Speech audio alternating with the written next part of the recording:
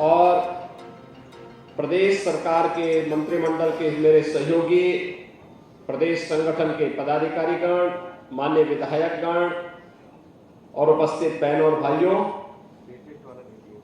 आज हम सब अपने नवनिर्वाचित इन साथियों का सम्मान करने के लिए यहां पर एकत्र हैं। बहनों और भाइयों, जब हम सब टीम भावना के साथ एकजुट होकर के कार्य करते हैं तो असंभव भी हमारे लिए संभव हो जाता है। यह उपचुनाव के परिणाम ने हम सबके सामने साबित किया है। आदरणीय प्रधानमंत्री जी की प्रेरणा से, उनके मार्गदर्शन और नेतृत्व में भारतीय जनता पार्टी नेतृत्व की एनडीए ने जो सफलता प्राप्त की है, पहले हरियाणा में सरकार बनी और हरियाणा में तो हैट्रिक भारतीय जनता पार्टी ने बनाई है। अब महाराष्ट्र का भारी बहुमत भी आपके सामने है। उत्तर प्रदेश के अंदर उपचुनाव में 9 सीटों पर ये उपचुनाव हुए थे और लोग अपनी अपनी बातें वहां पर कहते थे। संगठन के साथ और मंत्रिमंडल के साथ जब हम लोगों की पहली बैठक हुई थी, तब तक प्रत्याशी नहीं तय हुए थे, लेकिन हम लोगों ने मानकर के तय किया था कि हम लोग हर हाल में 7 सीट बीजेपी और एनडीए मिलकर के जीते, इसकी एक रणनीति हमारी तैयार होनी चाहिए। और जिस तत्परता के साथ मैं देखता था कि माननीय धर्मपाल जी एक एक सीट की मॉनिटरिंग कर रहे हैं, एक एक सीट पर वह संगठनात्मक कार्यक्रमों की रणनीति भी बना रहे हैं। जिन मंत्रियों को और जिन पदाधिकारियों को जिन सीट्स पर जिम्मेदारी दी गई थी, ऐसे लगता था जैसे उनका स्वयं का अपने घर का कार्य हो और वे वहां जम करके उन्होंने पूरी मजबूती के साथ उन प्रत्याशियों को विजयी बनाने के लिए अपनी पूरी ताकत लगाई। और परिणाम जब एक साथ मिलकर के जब सामूहिक प्रयास होता है तो परिणाम की सुखद अनुभूति ऐसे ही होती है जैसे 2024 के इस उपचुनाव ने हम सबके सामने कराया है। बहनों और भाइयों, कहने की आवश्यकता नहीं कि जिन लोगों को आजमगढ़ और रामपुर कठिन लगता था, इसी सरकार ने आजमगढ़ और रामपुर को भी आसान करके वहां पर भारतीय जनता पार्टी का झंडा गाड़ने का काम किया। जिन्हें कुंदरकी और कटेहरी भी चुनौती लगती थी, वहां पर भी भारतीय जनता पार्टी का झंडा फिर से गड़ा है। और मैं फिर इसी बात को कह रहा हूं कि चाहे वह मीरापुर हो, चाहे वह गाजियाबाद हो, चाहे वह खैर हो, चाहे वह कुंदरकी हो, चाहे वह कटहरी हो, चाहे वह फूलपुर हो, चाहे वह मझवा हो, ये सभी सीटें लोग अपना अपना विश्लेषण प्रस्तुत करते थे, लेकिन उन सब से अलग हट करके एक एक कार्यकर्ता की मेहनत, एक एक जो पदाधिकारी और मंत्रीगण वहां लगाए गए थे, उनकी प्रयास, उनके स्तर पर बैठ करके उन्होंने जो रणनीति वहां पर तय की, वह हम सबके सामने इस रूप में आई है। और मैं जब हमारे साथ नए विधायक एनडीए को यहां प्राप्त हुए हैं, उन सबसे भी यही कहूंगा, जनता की अपेक्षा और बेहतर तालमेल बना करके जब वह चलेंगे तो मान के चलिए कि यह उपचुनाव 2027 के उत्तर प्रदेश विधानसभा चुनाव की शुरुआत है, जिसमें भारतीय जनता पार्टी एनडीए ने बढ़त प्राप्त करके पहले ही विपक्ष के मन में भय पैदा कर दिया है। अब वो सफाई ही देते रहेंगे, उनको सफाई देते रहना है, आरोप प्रत्यारोप लगाते रहेंगे। हमें उसकी परवाह के बगैर आगे बढ़ना है, आगे की इस लड़ाई को मजबूती के साथ आगे बढ़ाना है। और इस अवसर पर मैं अपने ये सातों के सातों नवनिर्वाचित विधायकों को, जिन्हें पार्टी ने, एनडीए ने मौका दिया, श्रीमती मिथिलेश पाल जी को, राष्ट्रीय लोकदल जो हमारा सहयोगी है, उन्होंने प्रत्याशी बना करके उतारा। राष्ट्रीय लोकदल और भारतीय जनता पार्टी के कार्यकर्ताओं ने सामूहिक रूप से लग करके उन्हें विजयी बनाने में अपना योगदान दिया। परिणाम हमारे सामने है। विपक्ष धराशायी होता हुआ दिखाई दिया। श्री अनिल कुमार के नेतृत्व में जो मंत्री और जो पदाधिकारी वहां लगे थे, पूरी मजबूती के साथ वहां पर कार्य कर रहे थे। परिणाम हमारे सामने। विपक्ष दूर दूर तक नजर नहीं आ रहा था। ऐसे ही गाजियाबाद में हमारे वहां महानगर के ही अध्यक्ष वहां पर प्रत्याशी बने और चुनाव कितना साइलेंटली हो रहा था वह बताता था कि इसका यहां का परिणाम बताएगा कि हम विजयी होंगे, और परिणाम हमारे पक्ष में। कुंदरकी के बारे में तमाम आशंकाएं थी और कुंदरकी ने दिखा दिया है कि वास्तव में जो लोग कल तक हमें जाति के नाम पे बांटते थे और तमाम बात के आधार पर बांटते थे, उनको मालूम हुआ होगा कि उनका जो तीर था उल्टा उन्हीं के लिए साबित हो गया है। और श्री रामवीर सिंह कुंदरकी में रिकॉर्ड वोटों से, आप सोचिए, एक ऐसी विधानसभा में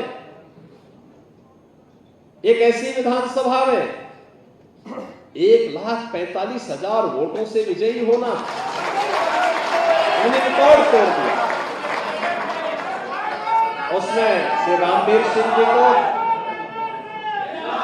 और मुरादाबाद के अपने सभी कार्यकर्ताओं का, वहां पर जो हमारे मंत्री लगे थे, धर्मपाल सिंह जी थे, श्री जेपीएस राठौर जी थे, श्रीमती गुलाब देवी जी थी, श्री जसवंत सैनी जी थे, इन सभी लोगों को। और सचमुच मैं जब भी फोन करता था तो मुझे सभी लोग वहां प्रेजेंट दिखाई देते थे।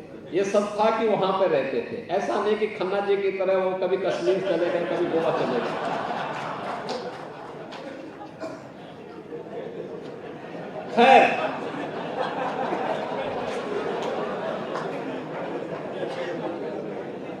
खैर में भी देखिए, खैर की सबसे बड़ी स्थिति ये थी, खैर में हमारे जो विधायक थे वह सांसद बने।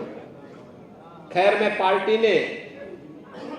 ने वहां पर नया प्रत्याशी दिया और वह हमारे पुराने कार्यकर्ता श्री राजवीर सिंह दिलेर के सुपुत्र हैं। राजवीर सिंह दिलेर लोकसभा चुनाव के दौरान अचानक उनकी तबियत खराब हुई थी, वे दिवंगत हुए। और मुझे लगता है यही पार्टी होती है। पार्टी का हाथ ऐसे ही कार्यकर्ताओं के ऊपर और कार्यकर्ता परिवार के ऊपर रहता है। आज हमारा एक पुराना कार्यकर्ता नहीं, लेकिन पार्टी इस परिवार के साथ खड़ी है। खैर में श्री सुरेंद्र दिलेर वाजपेयी को, वाल्मीकि को वहां पर प्रत्याशी बना करके और फिर कार्यकर्ताओं ने लग करके वहां पर प्रदेश सरकार के मंत्री चौधरी लक्ष्मी नारायण जी को, श्री संदीप सिंह जी को, पार्टी के हमारे पदाधिकारी विधायकगण ने सब लग करके वहां पर उन्हें विजयी बनाने में योगदान दिए और भारी बहुमत से, रिकॉर्ड वोटों से वहां से वे आज विजयी बनकर के हम सब के बीच में हैं। स्वाभाविक रूप से उनके परिवार के लोगों को भी इस चीज का एहसास हुआ होगा कि पार्टी एक बड़ा परिवार है, और साथ साथ उनके पिता को, दिवंगत पिता की आत्मा को भी शांति मिली होगी। यह एक वहां पर हम लोगों को देखने को मिला। कटहरी, अब धर्मराज निषाद भी आपके बीच में। वे पूर्व विधायक रह चुके हैं, लेकिन परिसीमन के बाद काफी चेंज हुआ, काफी बदलाव हुआ और उन सब से अलग हट करके वहां पर जिस मजबूती के साथ काम करना था, वहां पर हमारे पूर्व प्रदेश अध्यक्ष और प्रदेश सरकार के मंत्री श्री स्वतंत्र देव सिंह जी के नेतृत्व में हमारे मंत्रीगण तो जमे ही रहे। क्योंकि हम लोग देखते थे स्वतंत्र देव जी वहां पर हर समय जब भी फोन करते थे तो ये वहां मौजूद रहते थे। तो कटहरी में रह करके उन्होंने वहां काम किया, हमारे साथ वहां पे सहयोगी मंत्रीगण थे और साथ साथ श्री दयाशंकर मिश्रा दयालु थे, श्री गिरीश चंद्र यादव थे और भी हमारे जो मंत्रीगण थे सब वहां पर स्वतंत्र देव सिंह जी के साथ में रह करके कार्य करते थे, कार्य कर रहे थे। संगठन ने डॉक्टर धर्मेश सिंह जी जो प्रदेश उपाध्यक्ष हैं उनको भी वहां का दायित्व दिया था, जिन्होंने पूरी मजबूती के साथ रह करके वहां पर इन कार्यक्रमों को आगे बढ़ाने का काम किया। फूलपुर जैसे यहां केशव जी बता रहे थे, लोकसभा चुनाव में उस विधानसभा सीट पर हमारा परिणाम अच्छा नहीं था। श्री दीपक पटेल जी को वहां पर कार्यकर्ताओं ने मजबूती के साथ चुनाव लड़ाने के लिए आगे बढ़ाया। परिणाम क्या था? वहां पर हम लोगों ने 2 मंत्री लगाए थे, एक राकेश सचान जी थे और दूसरा दयाशंकर जी तो खन्ना जी के ही पड़ोसी हैं, दोनों एक ही घर में रहते, दोनों एक ही साथ रहते हैं, तो एक साथ खाते हैं तो एक साथ रहते हैं और वही वहां पर वही परिणाम उनके साथ भी देखने को मिलता था। लेकिन मजबूती के साथ पहले दिन से इन्होंने कहा, कॉन्फिडेंस से इन्होंने कहा नहीं हम चुनाव जीतेंगे और भारी बहुमत से जीतेंगे। आज दीपक जी फिर से विधायक बने हैं और फूलपुर विधानसभा क्षेत्र में भारतीय जनता पार्टी का झंडा गड़ा है। वहां पे हमारे जो विधायक थे वह सांसद बने हैं फूलपुर से, श्री प्रवीण पटेल। और मजवा इससे पहले हमारे सहयोगी दल के पास सीट थी, वहां से विनोद बिंद सांसद बने हैं, भारतीय जनता पार्टी के भदोई से सांसद बने हैं। उनकी जगह पर 2022 में उससे पहले हमारी विधायक थी श्रीमती सुचिस्मिता मौर्य जी। 2022 में उनको मौका नहीं मिल पाया था, डॉक्टर विनोद बिंद को मौका मिला और आज पार्टी ने फिर से उनकी चिंता की, उन्हें वहां से प्रत्याशी बनाया और बनाने के साथ जनता जनार्दन का आशीर्वाद प्राप्त हुआ। भारतीय जनता पार्टी, अपना दल, निषाद पार्टी सभी ने मिलकर के वहां पर उन्हें विजयी बनाने के लिए अपना योगदान दिया। श्री अनिल राजभर और श्री आशीष पटेल जी के नेतृत्व में हमारे वहां पर अन्य मंत्रीगण लग करके पूरी मजबूती के साथ वहां संगठन के पदाधिकारियों के साथ मिलकर के उन्हें विजयी बनाने के लिए अपनी भी चुटी किए। हमारे क्षेत्रीय अध्यक्षगण, जिला अध्यक्षगण, पार्टी के प्रदेश के पदाधिकारीगण, ये सभी वहां पर लगे रहे और परिणाम था कि हम लोग उस सीट को विजयी यानी जीतने में सफल हुए। लोकसभा चुनाव में हम लगभग 2000 वोट से उस सीट पर जीते थे और इस बार हम लगभग 5000 वोट से विधानसभा का चुनाव उस सीट पर जीते हैं। यानी ये चीजें दिखती हैं कि एक सकारात्मक दिशा में आज कार्य आगे बढ़ा है और उस सकारात्मकता को आगे बढ़ाना है। बहनों और भाइयों, जो सबसे महत्वपूर्ण बात है वह है जो यहां पर श्री ब्रजेश पाठक जी ने अपने प्रारंभिक संबोधन में कहा भी कि करहल और सीसामऊ, करहल में समाजवादी पार्टी की जो बढ़त थी 2022 में वह 67 से 68 हजार की थी और आज वह घटते घटते घटते घटते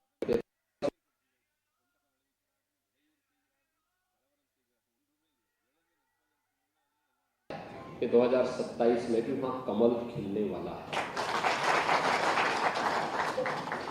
बहुत मजबूती के साथ हमारा प्रत्याशी वहां लड़ा था, बहुत मजबूती के साथ, और उस मजबूती में अगर हम लोग भी उसी मजबूती के साथ, एक कंफ्यूजन जरूर रहा, अरे यहां कुछ हो पाएगा, लेकिन सचमुच मानना पड़ेगा वहां के कार्यकर्ताओं को। आप अनुमान करिए 67 और 70 हजार से कम करते हुए आप यानी एक बटे 5वां भाग तक ही उसको सीमित कर दें, ये चीजें दिखाती है कि आपके लिए अवसर है वहां पर। और सीसा मऊ के बारे में भी ये स्थिति थी। खन्ना जी के नेतृत्व में बहुत मजबूती के साथ काम हुआ और सचमुच सीसा मऊ में अंतिम क्षण में कोई नहीं कहता था कि भारतीय जनता पार्टी अब यहां पे हारेगी। मात्र 7 से 8 हजार वोटों से, जहां पे ये संख्या हजारों में जाती थी, आज हम लोग उसको और सीमित करने में सफल हुए।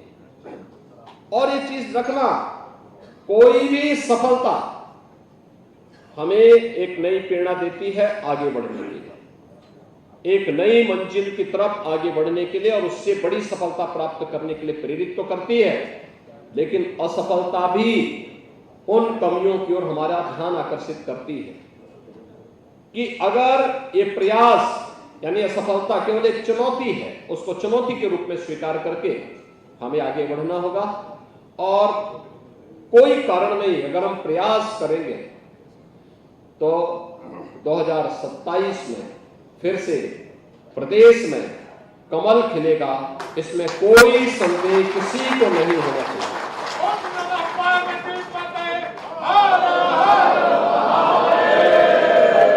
और हम लोगों को इस अभियान के साथ जुटना होगा। बहनों और भाइयों, अब समय नहीं है, अब तो आपको मान के चलना चाहिए कि उपचुनाव से हम लोगों को अब उस मोड़ की तरफ आगे बढ़ना है। वर्तमान में संगठन के अपने कार्यक्रम, संगठनात्मक कार्यक्रम चल रहे हैं, संगठनात्मक चुनाव के कार्यक्रम चल रहे हैं, और बहुत सारे ऐसे कार्यक्रम आएंगे जिन कार्यक्रमों के साथ हमें संगठन के साथ मिलकर चलना होगा। लेकिन अब हमें उस मोड़ की तरफ जाना है। हमारे जो नवनिर्वाचित विधायकगण हैं, इनके पास भी लगभग 2 वर्ष का समय है। इन 2 वर्ष में सघन जनसंपर्क के माध्यम से एक एक कार्यकर्ता को जोड़ना, एक एक के साथ बेहतर संवाद बनाना और सरकार के कार्यक्रमों को जनता जनार्दन तक पहुंचाने के लिए उस अभियान को आगे बढ़ाना। अगर ये सभी कार्यकर्ता, ये सभी मान्य जनप्रतिनिधिगण करेंगे, मेरा विश्वास है कि 2027 में इससे भी बेहतरीन सफलता प्राप्त होने में हमें मदद मिलेगी।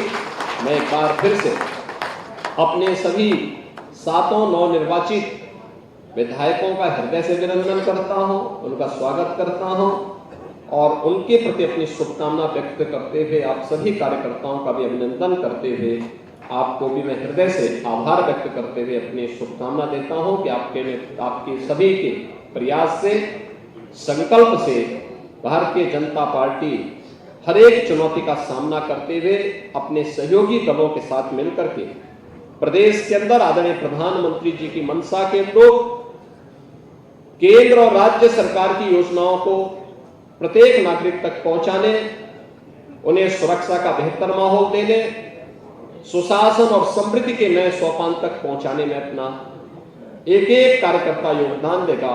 आप सबके प्रति मेरी मंगलमय शुभकामनाएं हैं। धन्यवाद। जय हिंद। मेरा सभी कार्यकर्ताओं से अनुरोध है कि जब मंचस्थ नेता निकल जाएंगे उसके बाद हम लोग जाएंगे, और जिन लोग को बैठक के लिए बुलाया गया था, सूचना गई है यहाँ से, वो कृपया अंदर आएंगे। वहाँ शंकर गिरी जी मंडल प्रवासी, मंडल प्रभारी और प्रदेश के पदाधिकारी मंत्रीगण जो चुनावों में लगे थे।